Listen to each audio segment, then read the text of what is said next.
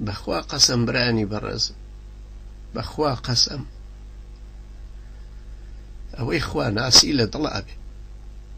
والله وبالله وتالله پێویستی بە دوعانی و خوای گەورە ئیستیجابەیە بێ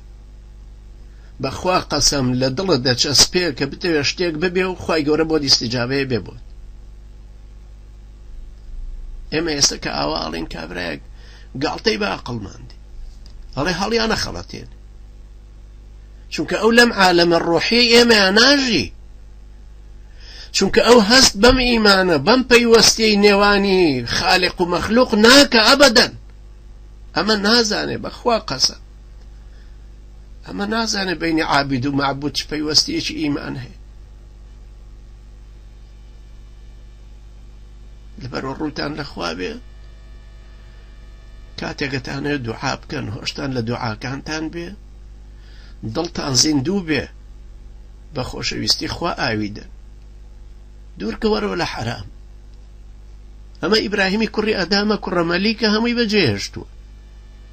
ئەمە ئیمامی بوخاری ڕەحمەتی خوای لێ بێ فەرمێ کە بێپارە بووم 3 ڕۆژ گام خواردوو جا دوایە فەرمێ بە ڕەفیقەکەمم وتم ڕێی چیە بڕین لەگەڵ ئەو کاروانچیانە 3 ڕۆژ خزمەتیان بکەین بۆی پارێکمان بنێ یان بە خۆڕایی بمانگەێنە مەدینە هەڵێ کە پێمان وتن بە کاروانچیەکان وتیان نا پارەتان نادەینە بەس ئەتان بین بۆ مەدینە وەرن لەگەڵمان لە کاروانەکەیا بن و لەگەڵ ئێمە بن ئەفەرمێ هەتاکو ئەوێ دوو لە ڕێڵە هەر تەرسەقولیان پێپا کردین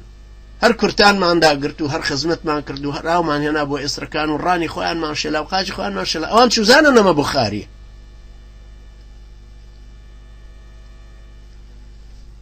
ماوەیەک واز لە پارەی خۆت بێنە ڕووبکەرە عیلم لە مانگێکا 2 ڕۆژ ئەمە ڕەمەزانە لە ڕۆژێکا 2 سەعات بەس ڕاوەستە و هیچ مەکە 2 سەعات بەس یادی خوا بکە و سادقانە خۆت بە عەبدی خوا بزان خوای پەروەردگاری یارمەتی دەرمان بێ دوعاکانمان قبوڵ بکە یا ڕەبی خوایە خۆشەویستی خۆتمان بدەرێ خوایە بە نووری خۆت بەرچاومان ڕۆشن کە خوایە بمان خەرە سەر ڕێبازیە و پیاو چاکانە خوایە خەریکی نەکەوینە سەر ڕێبازەکەی تۆ خوایە هیدایەتمان بدەی و ڕامانگری خوایە بەزەیت پیامانە بێتەوە بە عەبدی خۆتمان قبوڵ کە خوایە ئەم قورئانە بکەرە مایەی بەرچاو ڕوونیمان لە دنیایە بیکەرە بەهاری دڵمان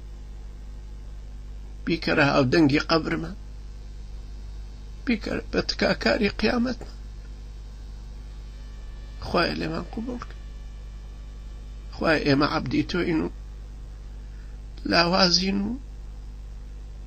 ڕوومان لە تۆی خوایە تۆش بمان خەرە ڕیزی ئەو کەسانی کە لەم ڕەمەزانەیە ئازادت کردو خۆمان و دایک و باوکمان بخەرە ریزی ئەو کەسانی کە لیان خۆش بووی خۆمان و ئەو کەسانی کە مافیان لەسەرمان و پەروەردەیان کردوین خوایە بمان خەرە ریزی ئەو کەسانی کە لەگەڵ پیاوچاکانە حەشریانەکەی خوای گەورە لە ئێمەش و ئێوەش قبوڵ کە وأقول قولي هذا واستغفر الله لي ولكم وجزاكم الله خيرا سبحانك اللهم وبحمدك نشهد أن لا إله إلا أنت نستغفرك ونتوب إليك والسلام عليكم ورحمة الله وبركاته.